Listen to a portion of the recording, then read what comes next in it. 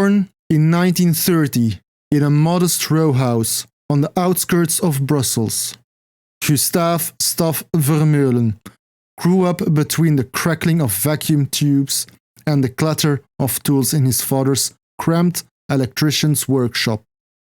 Life was never easy. Money was tight, and war loomed over his childhood like a thundercloud.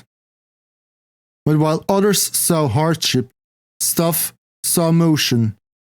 Bicycles, motorbikes, tramcars, anything that moved fascinated him.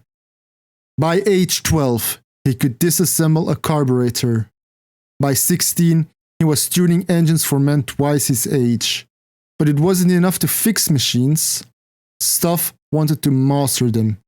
He saved every franc he earned wiring attics and sweeping garages to buy his first beat-up racer. With blistered hands and a fire in his heart, he took it onto the track. At age 19, he married his high school sweetheart, Marie. She supported every step of his journey, from saving every franc to going to races. Together they had a son, Sebastian, just a year later. Even though he had new responsibilities, the dream never faded.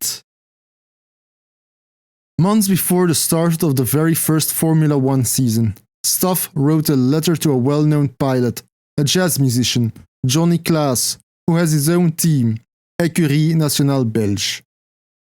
In the letter, he didn't ask for a seat. Staf merely asked for a chance to drive one of the machines he repaired in his shop. One day was enough to see if he has what it takes for the next season. To Staf's surprise, Johnny replied.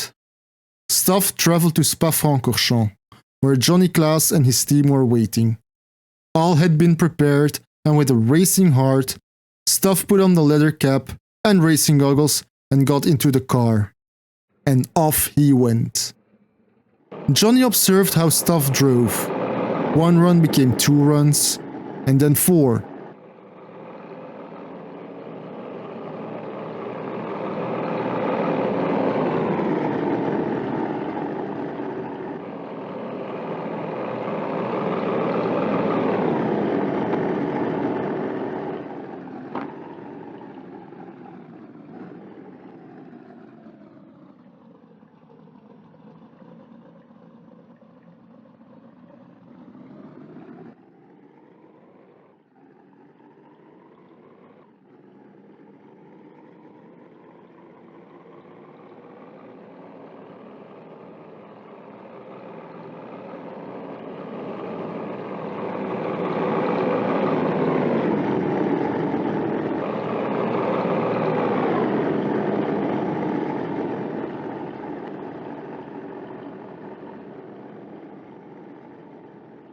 With fuel low, Staf pulled into the pits, happier than he could have ever dreamed of.